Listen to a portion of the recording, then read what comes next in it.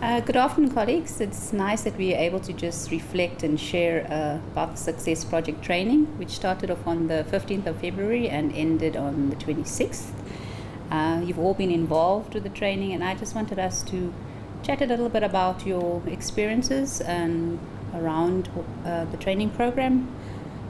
There's a lot of talk around collaboration with industry.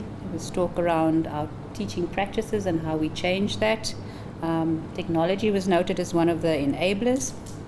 So this afternoon I just want us to reflect on your own experiences and highlight what the training has meant for you to date. Okay, so maybe I'll kick off with Rafilwe. I'm not going to say the young one in the group because the others are saying I shouldn't be ageist. But Rafilwe, maybe just from your point of view as a young academic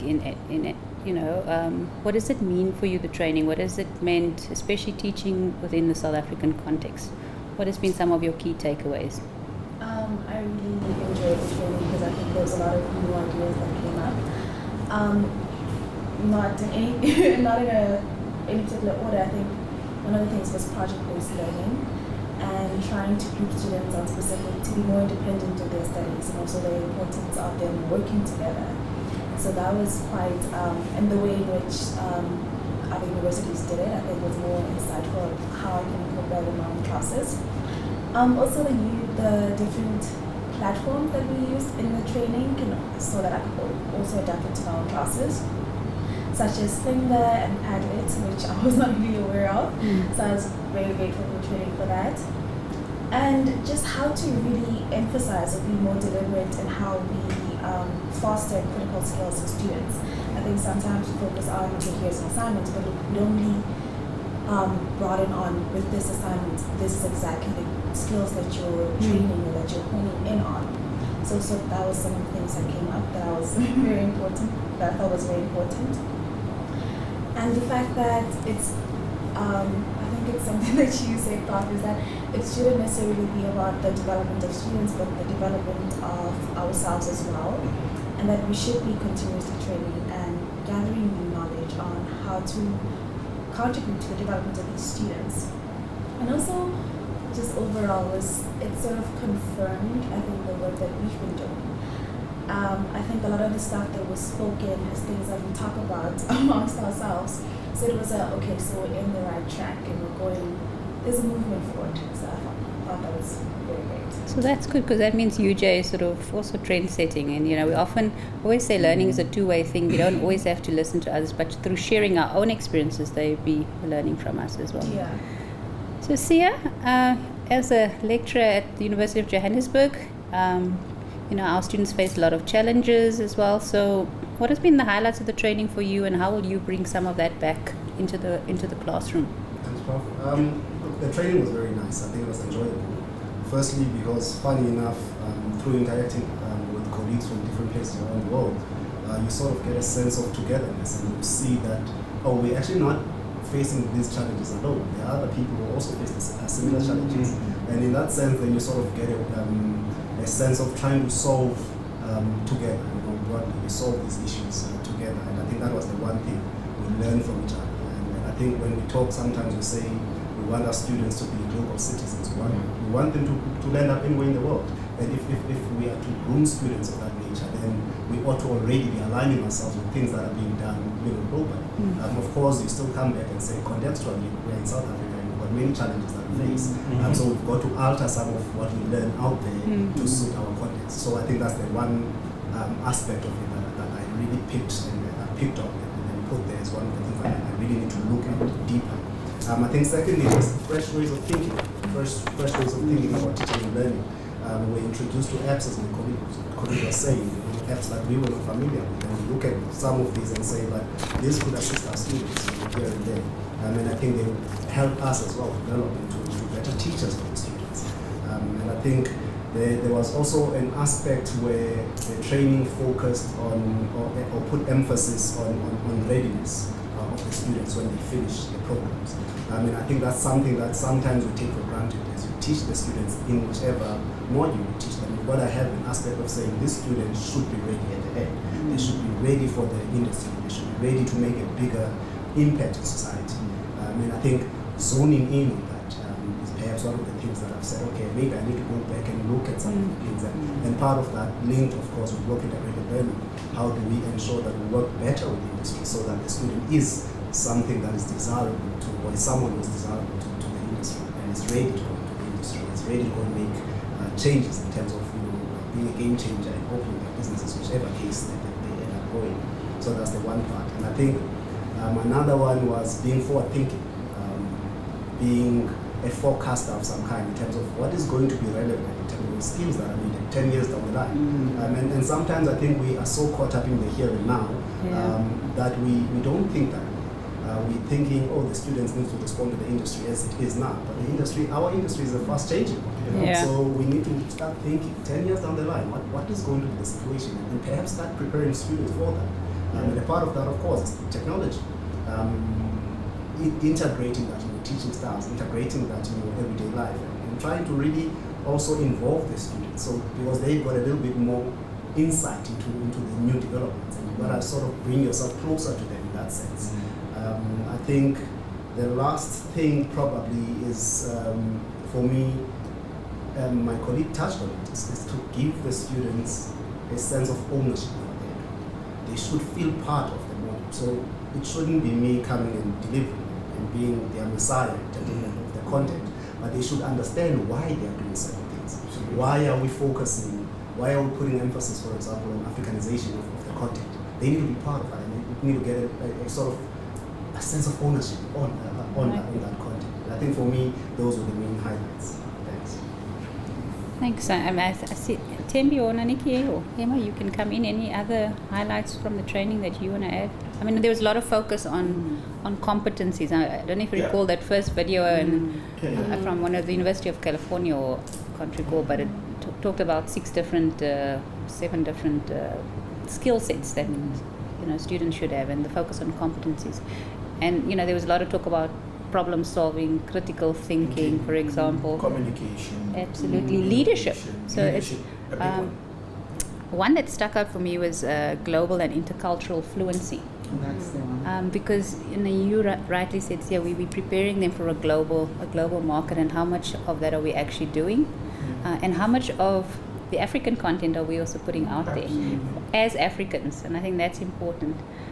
So I want to come to you, Hema, because you're doing a lot of research and also doing a lot of research on the continent's aspects.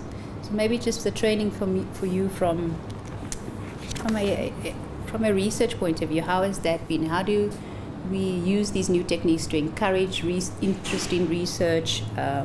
What were the key takeaways for you in that way? But when you link it to sort of your research mandate and creating the sort of indigenous knowledge from a continental point of view.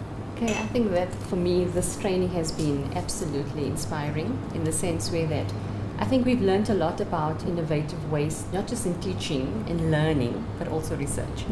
So the nice thing with research is that, with the pandemic, to use an example, is for the pandemic itself, it was very difficult for students to go out into the industry, into the field to conduct research. So using technology and the ways that we were taught in this training is that how you can use technology to your benefit and how you can work with your student using technology to conduct research in the field. It could be AR, it could be VR, it could be simulation, it could be any of that sort. And the interesting thing is that not all the students have to go into the field. So maybe one student goes, or I go as the lecturer, take the video and do the 3D thing and using VR technology and go back to the classroom. And what's interesting is the integrative participatory research that we do, not just within our institution, with other institutions as well. So we currently, as you mentioned, Prof, on Indigenous foods, we're currently creating a database of Indigenous foods in Africa. So using technology, we want to actually find ways that we could gather this information, using VR, AR, those type of things, that we could put together a database for Africans as such, and take the research to a further, to try and do more with the research, and empowering our students at the same time.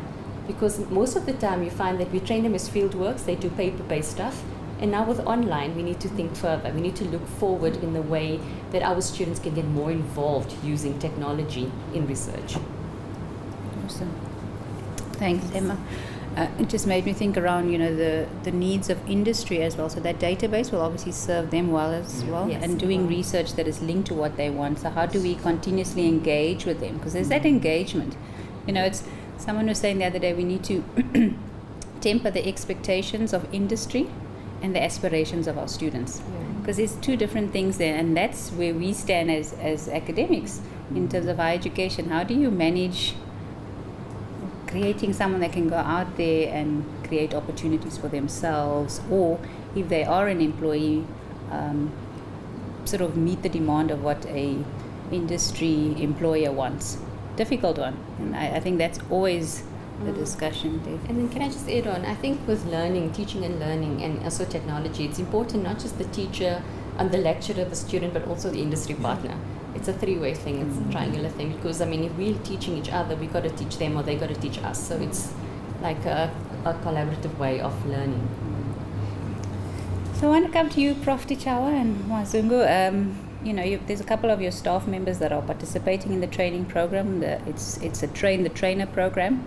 So what do you think as academic heads, how would you be able to structure some of the learnings that they take from the program and see that it's actually implemented, that there is a change in practices, because the whole thing is around changing our pedagogical practices. Any thoughts from your side, and maybe from both of you to hear, how do you think at the end of the day we'll be able to manage and measure where we've actually changed our teaching practices, or is there a need for change?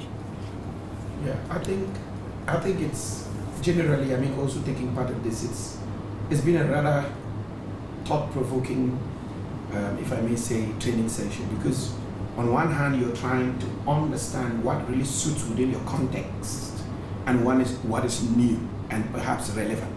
Okay. So there's just what is unique in this training is a lot of options that are available, and I think it's opened up new ideas of ways in which lecturers can actually rethink their curriculum design, the pedagogies that they can apply and in the context. But what is very key for me is first for these lecturers to be able to align the training that they have got to their current teaching philosophies. I think that's really important because many of us develop a particular philosophy in terms of how we want to deliver, obviously cognizant of what the global industry is looking for. So it will be very interesting to see how lecturers do this, because I think we know some of the colleagues and some of the things that you've said.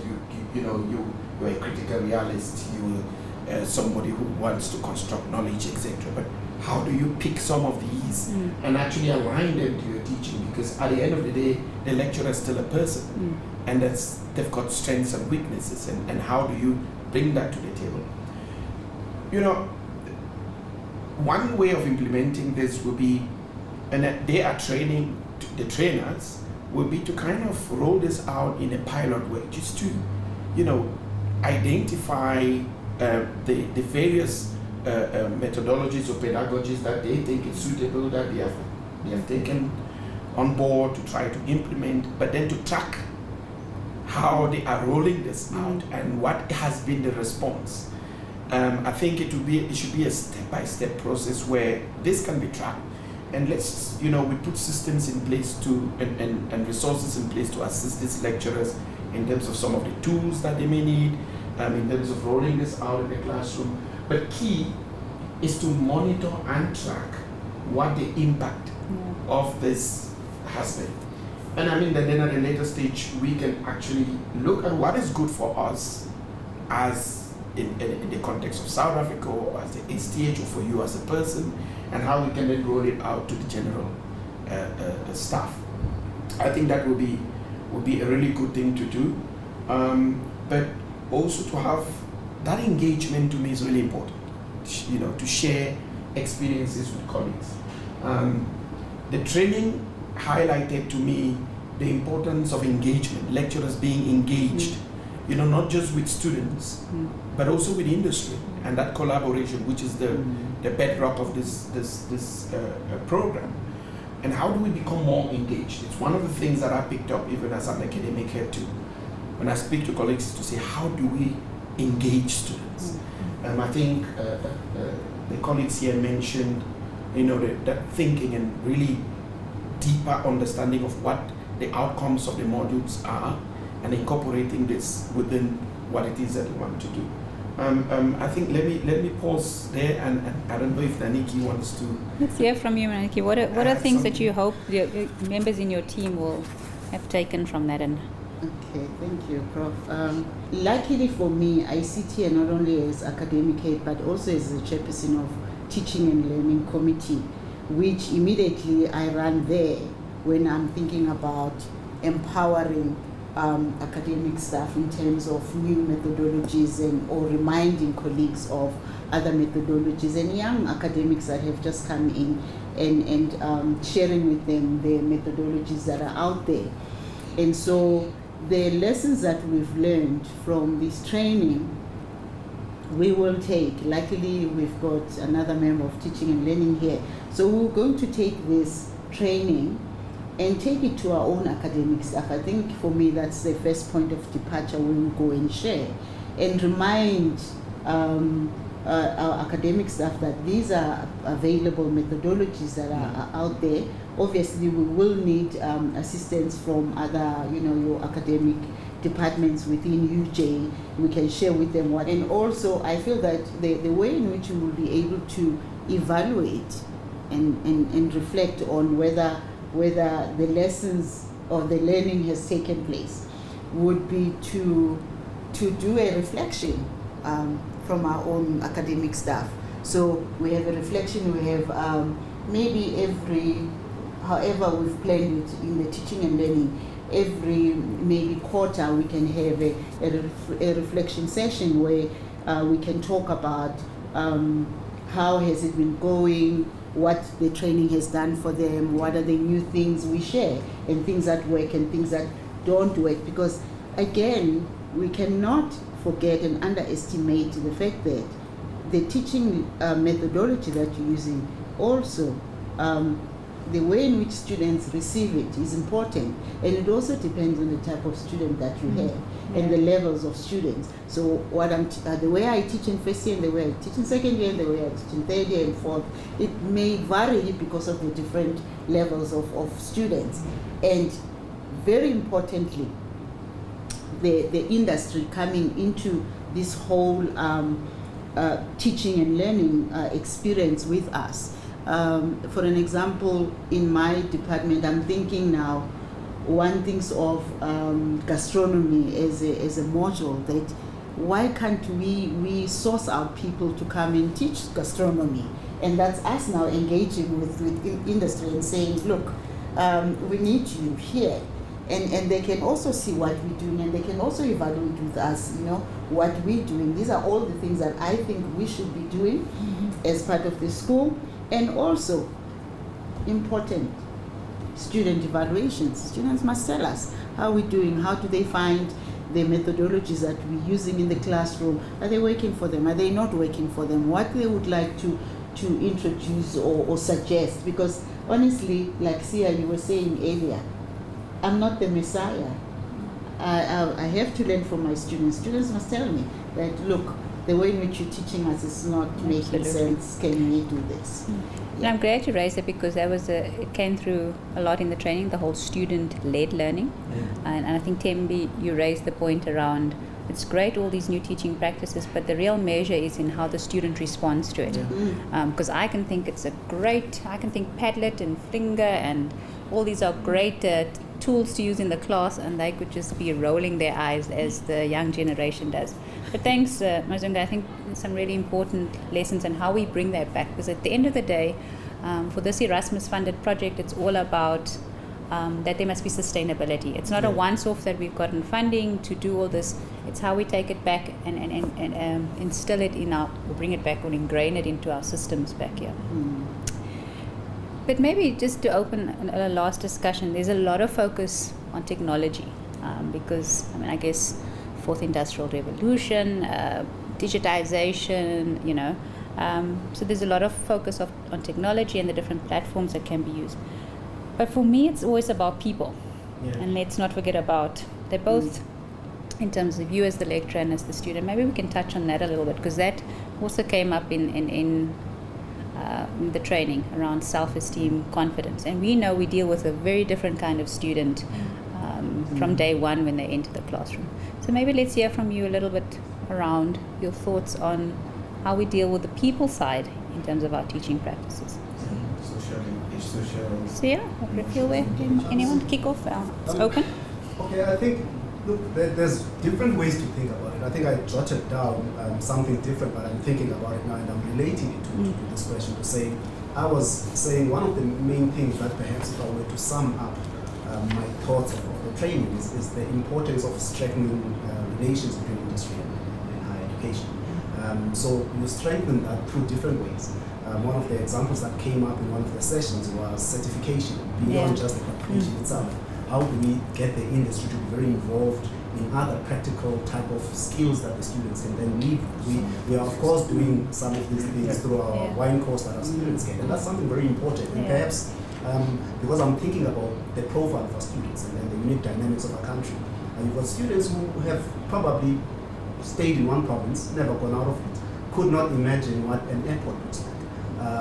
And they come into a very world-class facility like the STH, and then they are here and they're getting all this information very fast.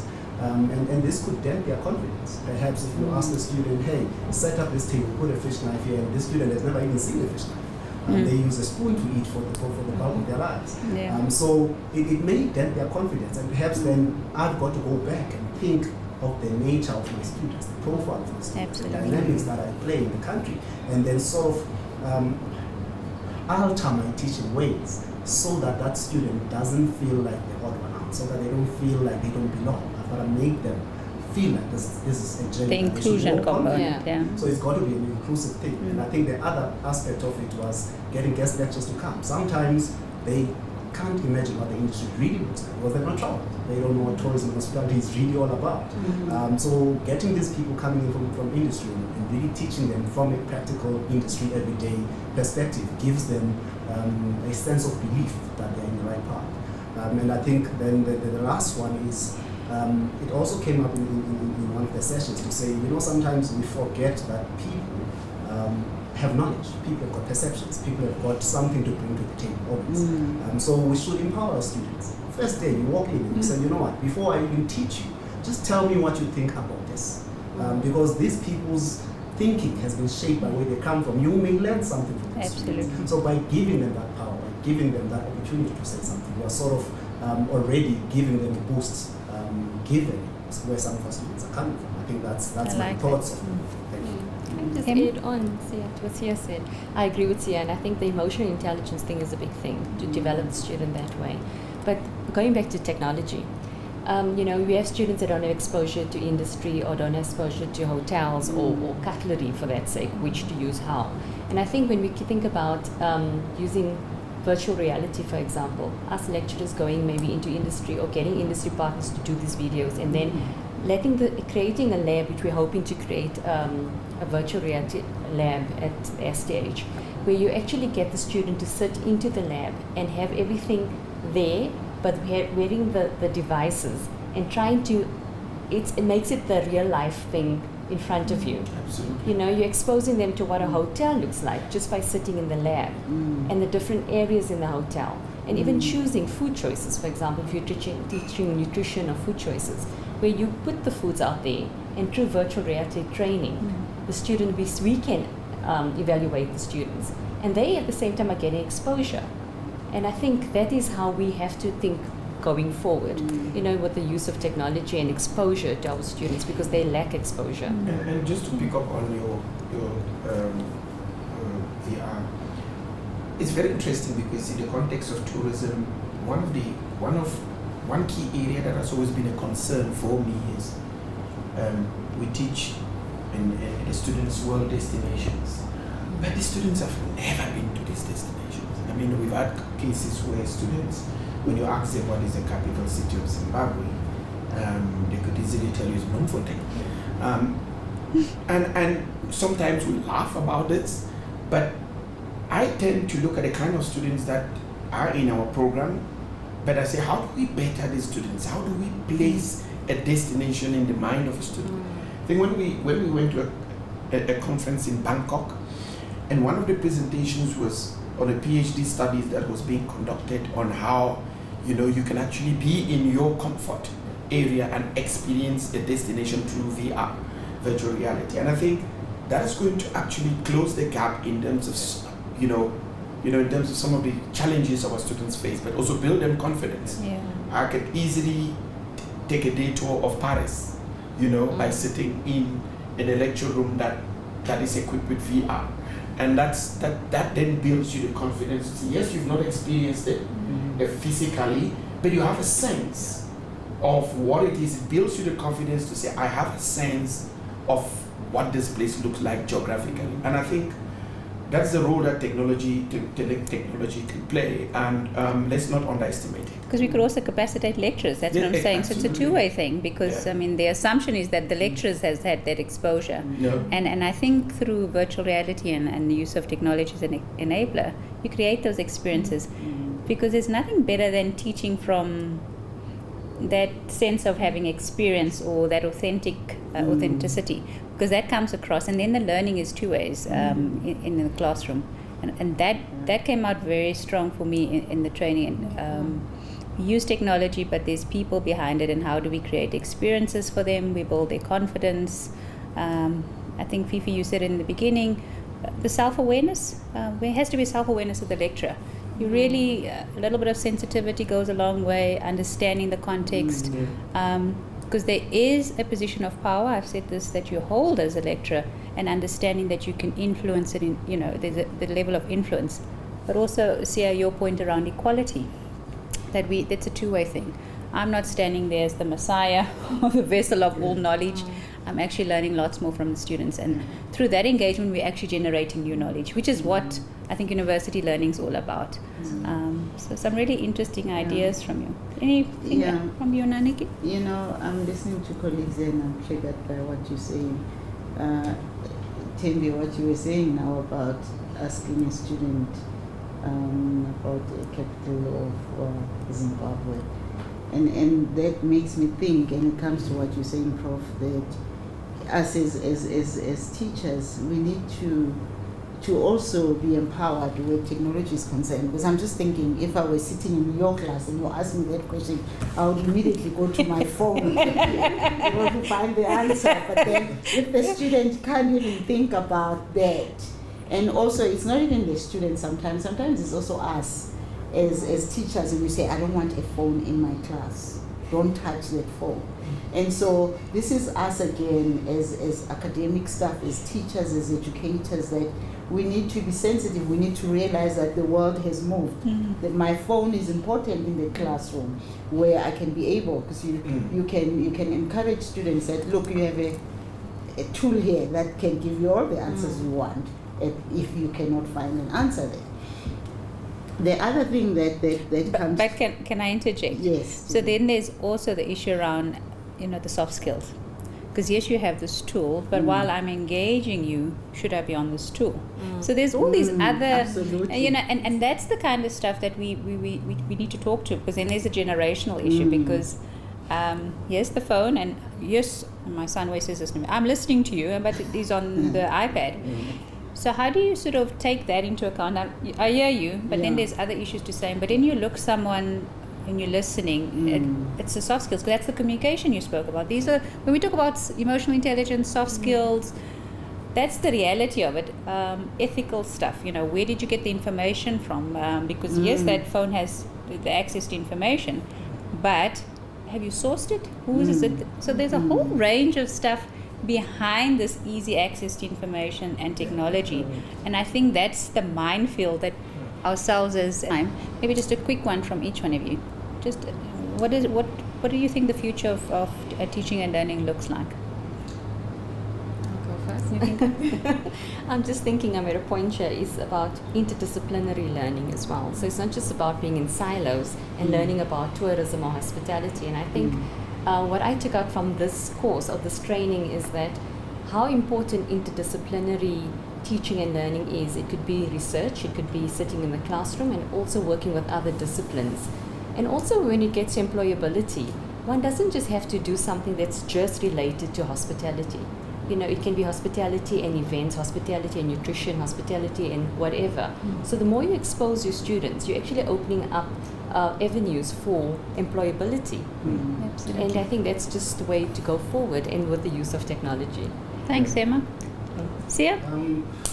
I think the most important thing is linked to what Dr. Kesa is saying, is to understand the whole and not be working in islands. I think teaching and learning is going to be about being able to identify the role that each cog in the machine plays so that the whole machine can work. So that's how we're going to think about it. The student is just as equally important as me, and I'm just as equally important as the industry, and the activities that we do have to be in that circle and moving together at the same time so that the greater machine can work. Thanks. Priscilla? I think mine speaks to what Sia was saying. It's just the fact that now it's more student-led.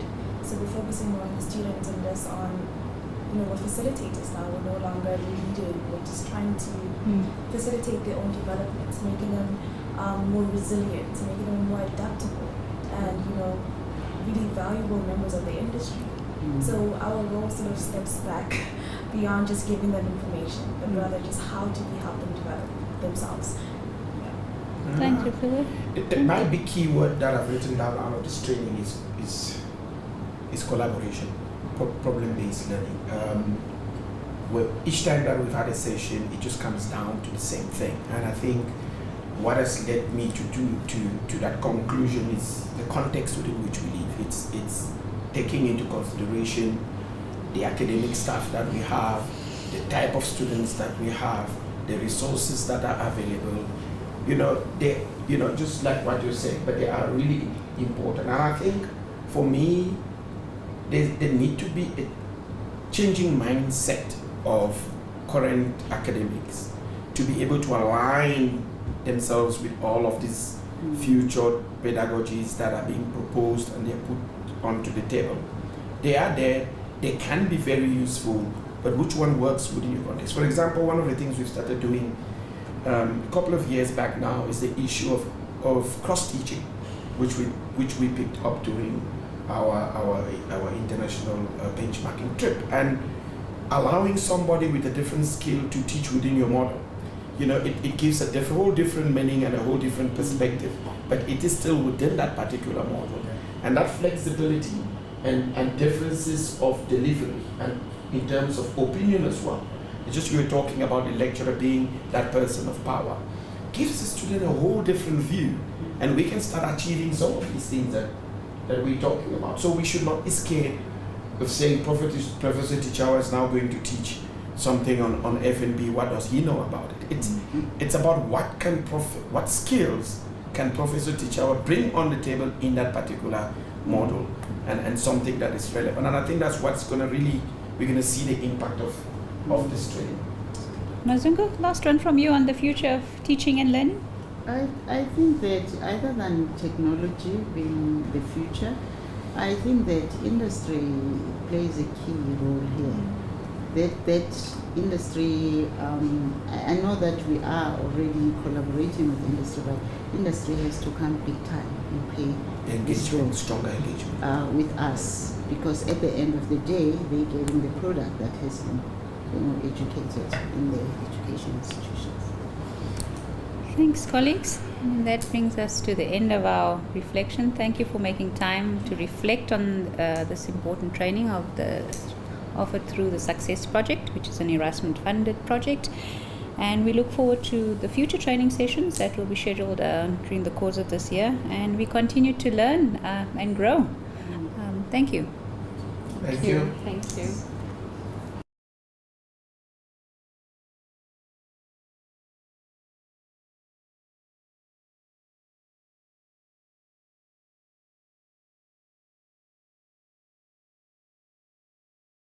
The University of Johannesburg, the future reimagined.